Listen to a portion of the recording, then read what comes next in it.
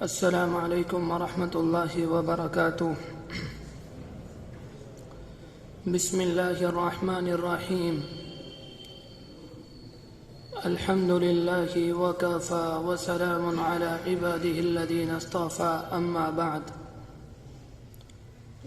أعوذ بالله من الشيطان الرجيم. بسم الله الرحمن الرحيم.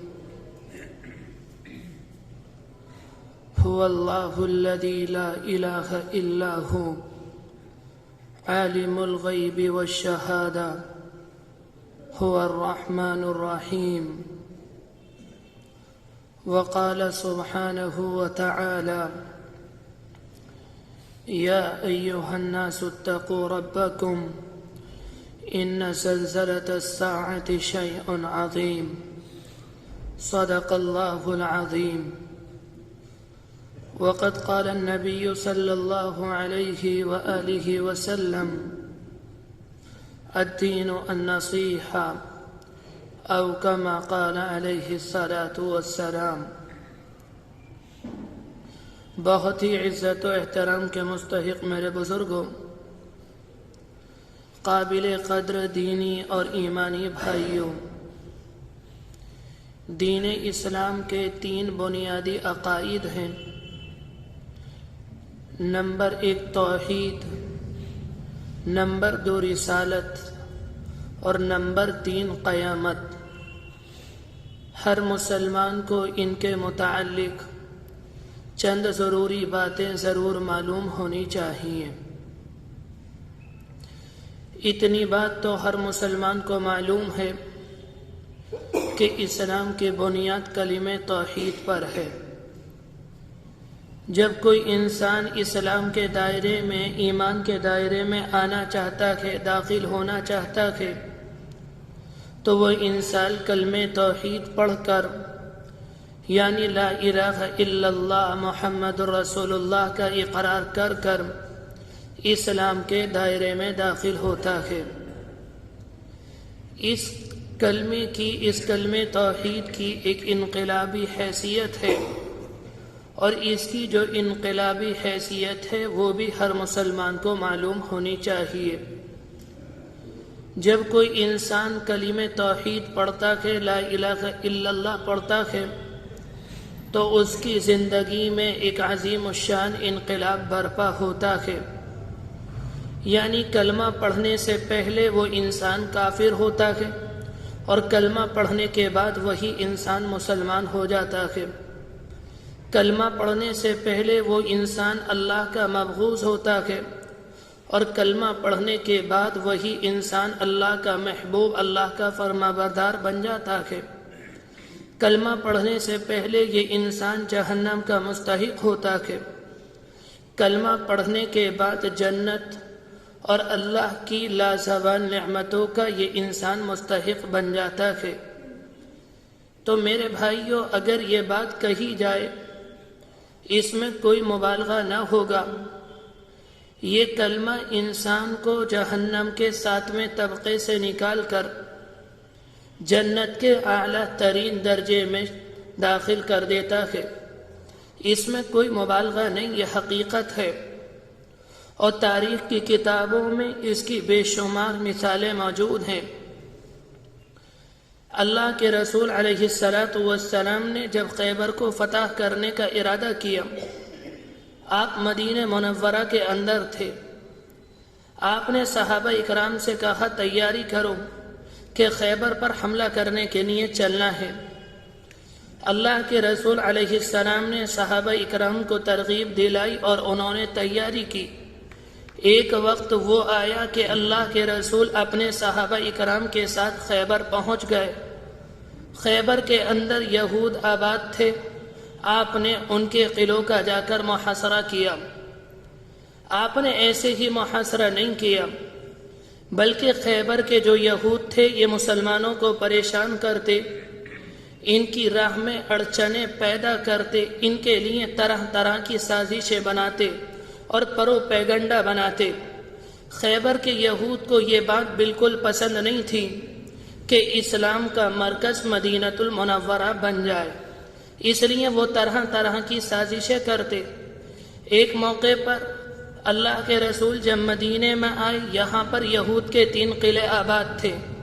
ایک وقت آیا آپ نے یہود کے ایک قلعے کو جلا وطن کیا اور وہ بھی خیبر پہنچ گیا۔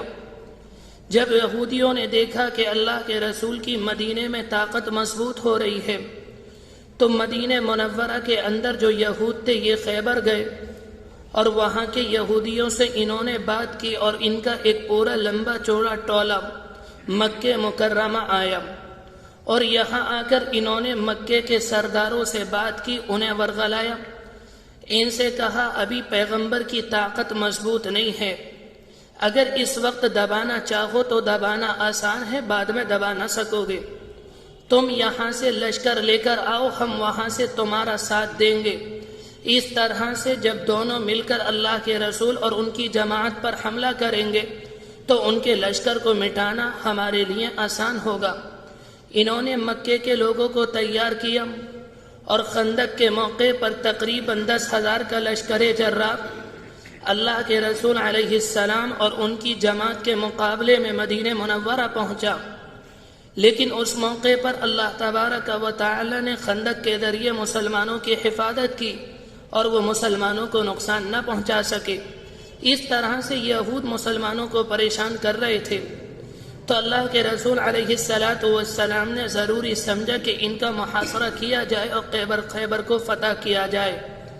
آپ صحابہ اکرام کو خیبر لے کر آئے اور وہاں جا کر آپ نے ان کے قلعوں کا محاصرہ کیا۔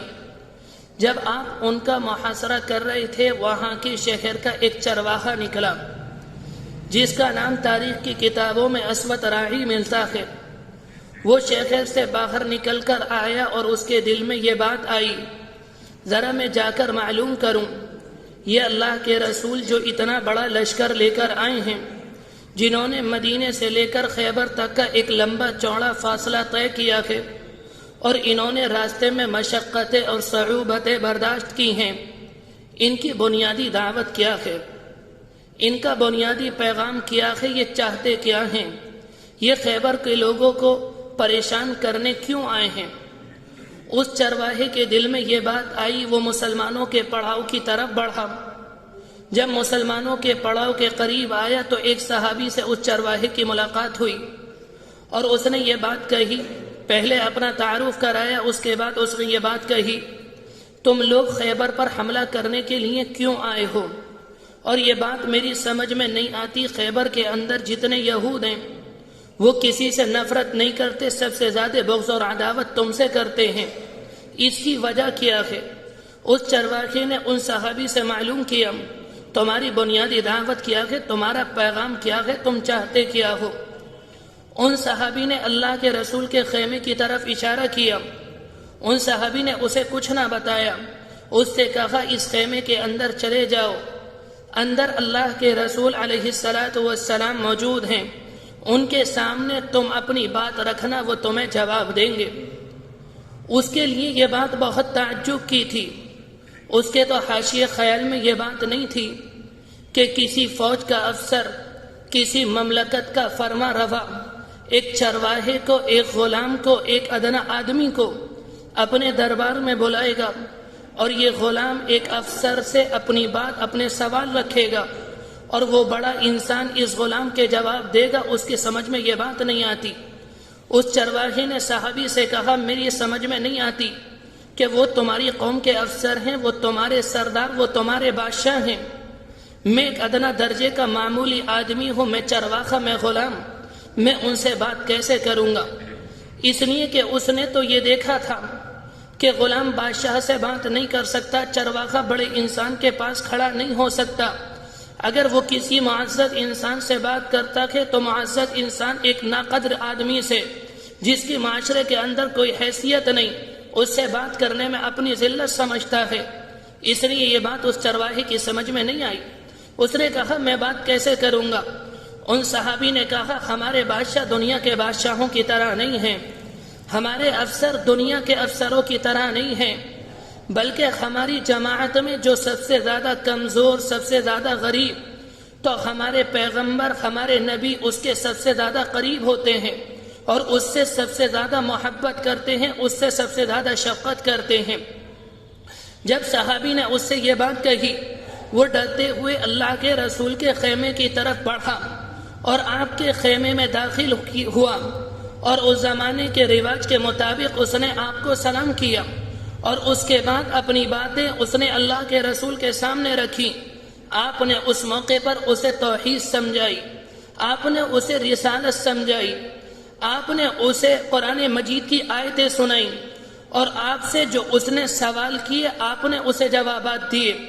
پھر اس کے بعد اس چرواہے نے کہا، اگر پیغمبر کوئی آپ کی دعوت قبول کر لے اور کوئی انسان آپ کی صف میں شامل ہو جائے تو اس انسان کو ملے گا کیا؟ اللہ کے رسول نے اس موقع پر اس چرواہے سے یہ کہا، اگر تم ہماری توحید میں داخل ہوگے، اگر تم ہماری صف میں داخل ہوگے تو تم ہمارے بھائی ہوگے، ہم تمہیں اپنے سینے سے لگائیں گے، اور مسلمانوں کو جو حقوق حاصل ہیں وہ سارے کے سارے تمہیں حاصل ہوں گے۔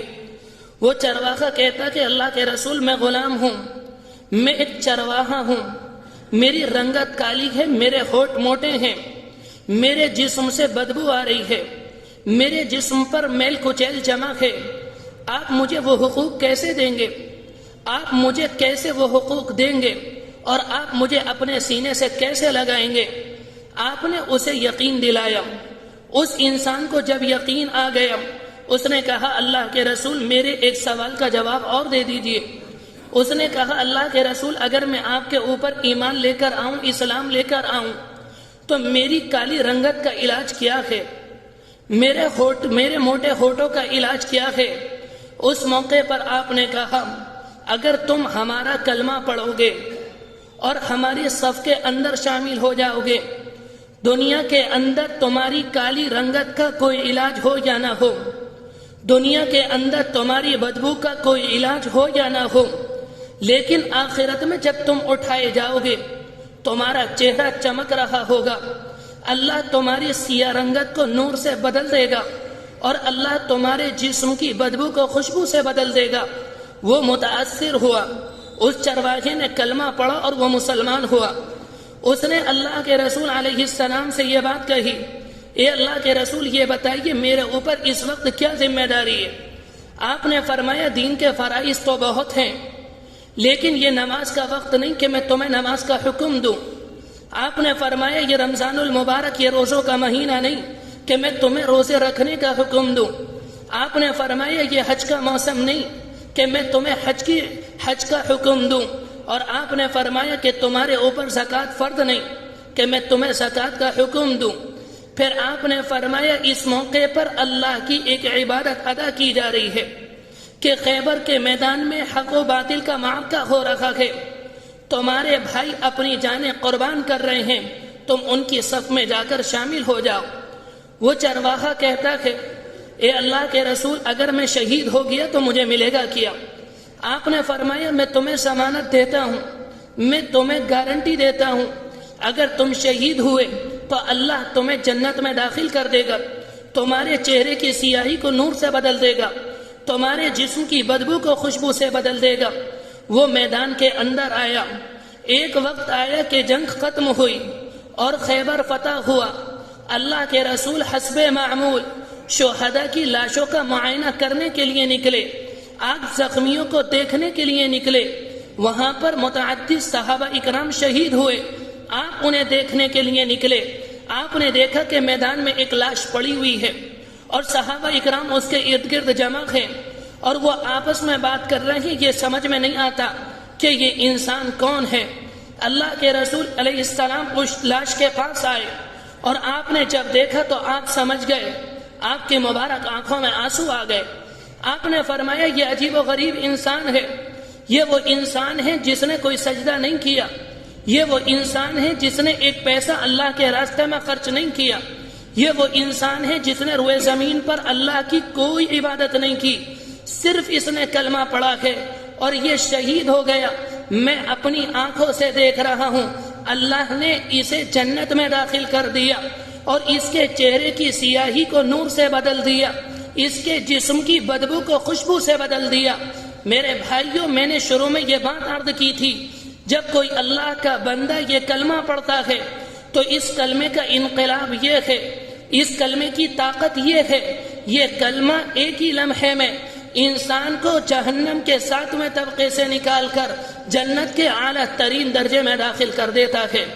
اس کلمے کی طاقت یہ ہے، یہ ہر مسلمان کو معلوم ہونی چاہیے۔ لیکن اس کلمے کا مطلب کیا ہے؟ جب کوئی اللہ کا بندہ کلمہ پڑھتا ہے تو اس کا مطلب ہوتا ہے وہ بندہ گواہی دیتا ہے کہ اللہ کے سوا کوئی معبود نہیں، اور دنیا کے اندر جتنے معبودان باطلہ میں ان سب کا انکار کرتا ہوں، اور اس بات کی گواہی دیتا ہوں کہ محمد اللہ کے سچے رسول ہیں۔ لیکن جب کوئی اللہ کا بندہ یہ کلمہ پڑھتا ہے اور اسلام کے دائرے میں داخل ہوتا ہے، اس موقع پر کلمہ پڑھ کر وہ اللہ کا بندہ اللہ سے عہد کرتا ہے، اے اللہ، پہلے میں جو زندگی گزار رہا تھا وہ اپنی مرضی کے مطابق گزار رہا تھا، اپنے من کے مطابق گزار رہا تھا، اب میں اپنی مرضی نہیں چلاؤں گا، اب آپ کے طریقے کے مطابق زندگی گزاری جائے گی، اب اللہ کے رسول کی سنتوں پر عمل کیا جائے گا، اب قرآن مجید کے مطابق زندگی گزاری جائے گی۔ جب بندہ یہ عہد کرتا ہے، یہ جو عہد ہے یہی عہد شریعت کے اندر توحید کہلاتی ہے۔ توحید کس کو کہا جاتا ہے؟ توحید اس کو کہتے ہیں کوئی انسان اللہ کی ذات میں، کوئی انسان اللہ کی صفات میں کسی کو شریک نہ ٹھہرائے۔ ہر انسان کا اس بات پر یقین ہونا چاہیے اس کائنات کا اللہ کے سوا کوئی خالق نہیں، اس کائنات کا اللہ کے سوا کوئی معبود نہیں۔ اگر دنیا کے اندر کسی کی عبادت کی جائے گی تو تنہا اللہ کی جائے گی۔ اللہ کی ذات میں شریک نہ ٹھہرانے کا مطلب یہ ہے کہ اللہ سے مدد مانگی جائے، اللہ کو معبود مانا جائے، اللہ کو خالق مانا جائے، اور اللہ کو مالک مانا جائے، اور اللہ کی صفات میں شریک نہ ٹھہرانے کا مطلب یہ ہے اللہ کی جتنی صفات ایسی ہیں جو اللہ کے ساتھ خاص ہے۔ مثال کے طور پر رزق اللہ دیتا ہے، اگر کسی انسان کو دنیا کے اندر رزق پہنچتا ہے تو اس انسان کو یقین ہونا چاہیے کہ رزق دینے والی ذات اللہ کی ہے۔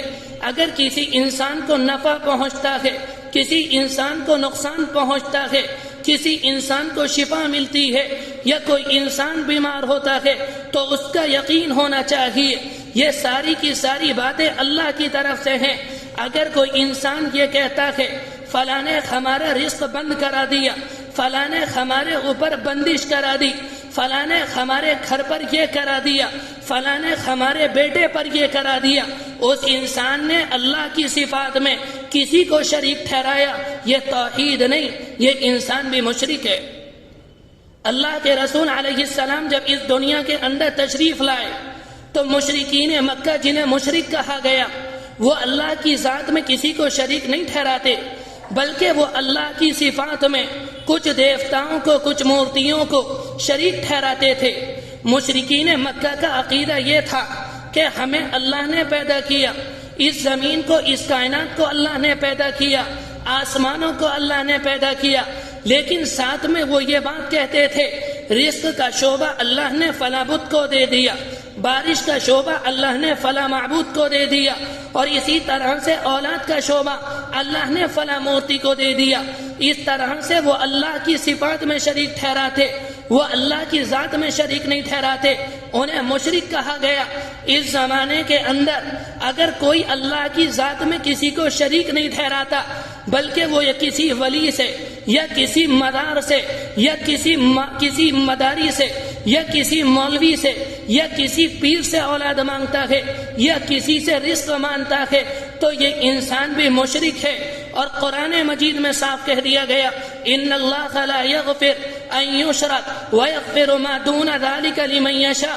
دنیا کے اندر انسان آیا اور اس نے آپ کا کلمہ پڑھا، یعنی وہ انسان مسلمان ہے اور اس کا انتقال ہو گیا، اللہ کہتا ہے اگر اس بندے نے شرک نہیں کیا میں اس کے تمام گناہوں کو معاف کر دوں گا، اور اگر اس انسان نے میری صفات میں یا میری ذات میں کسی کو شریک ٹھہرایا پھر میں اسے معاف نہیں کروں گا، اس کا ٹھکانہ جہنم ہے۔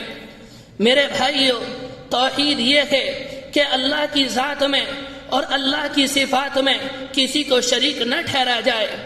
رسالت یہ ہے کہ اللہ کے رسول اللہ کے سچے اور برحق رسول ہے، اور قیامت، تیسرا عقیدہ قیامت کا ہے۔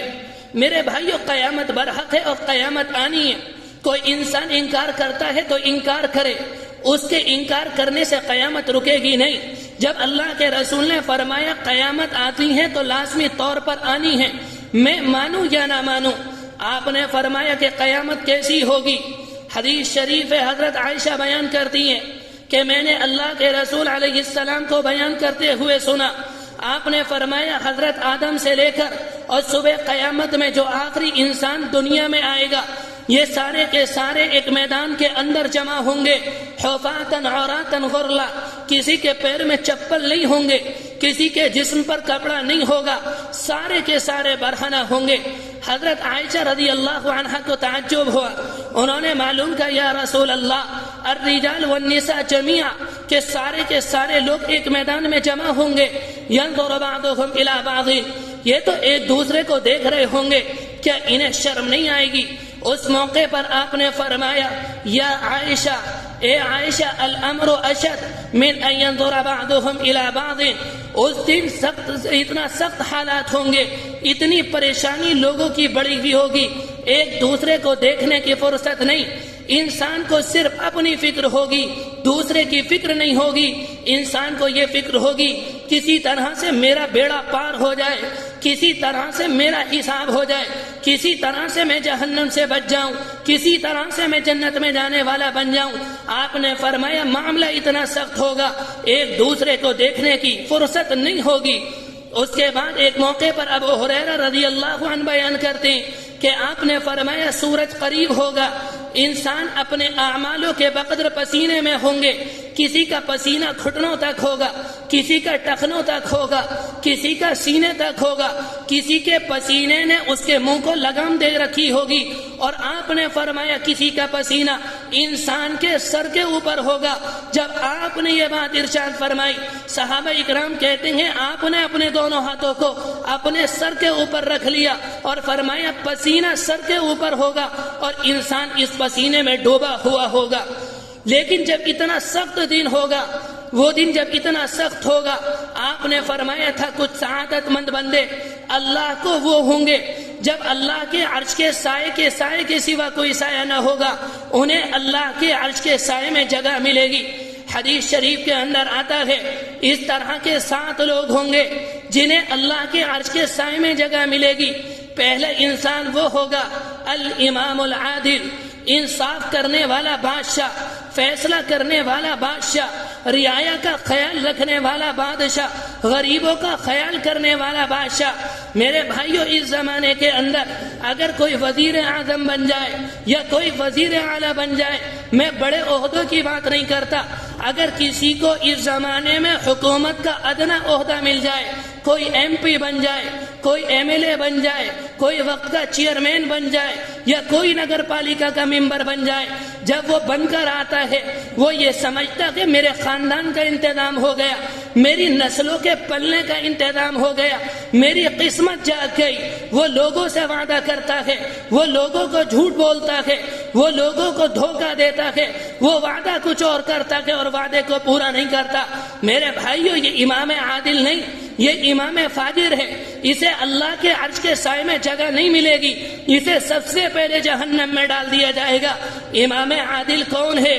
کتابوں کے اندر آتا ہے، صحابہ اکرام کی بے شمار مثالیں بیان کی گئیں، ایک مثال دے کر اپنی بات ختم کروں گا۔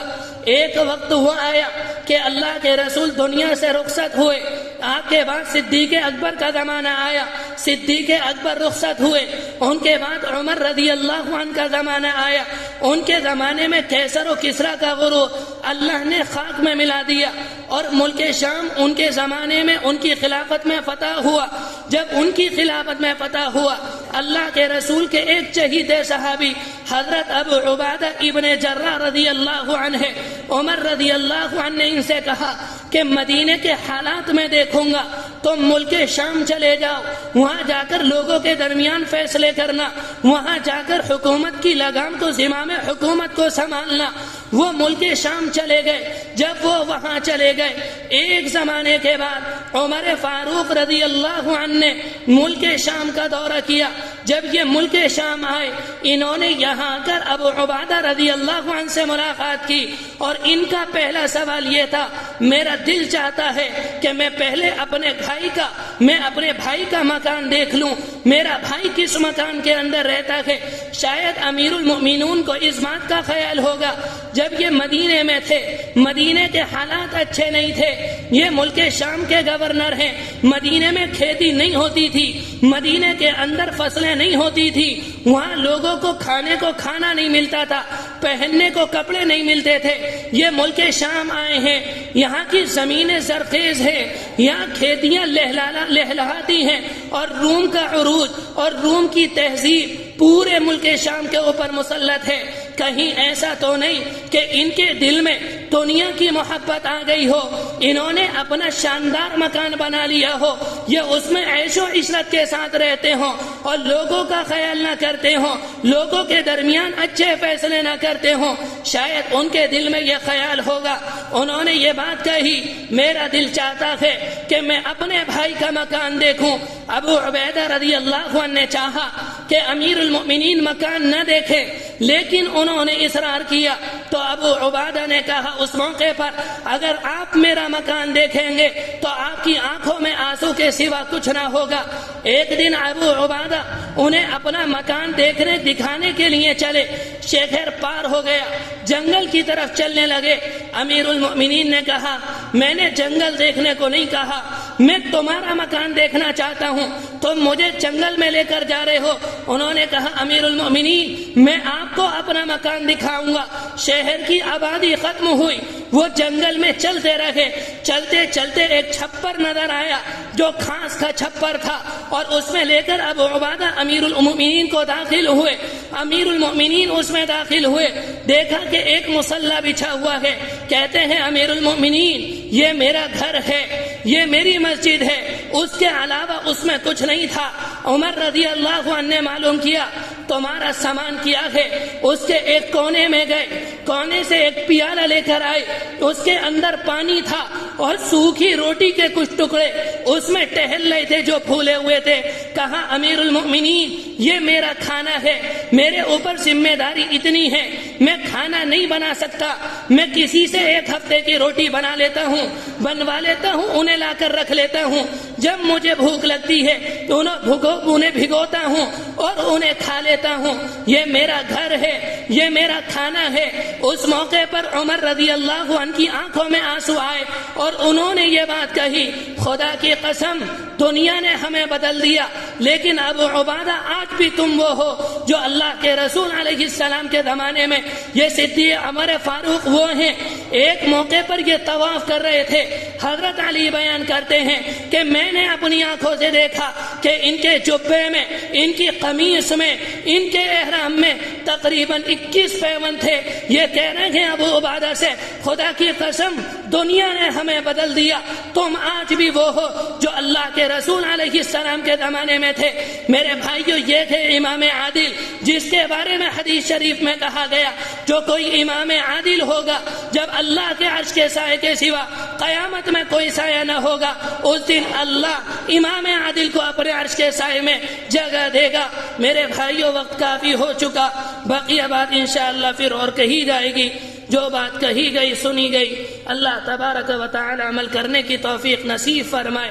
وآخر دعوانا ان الحمد للہ رب العالمین۔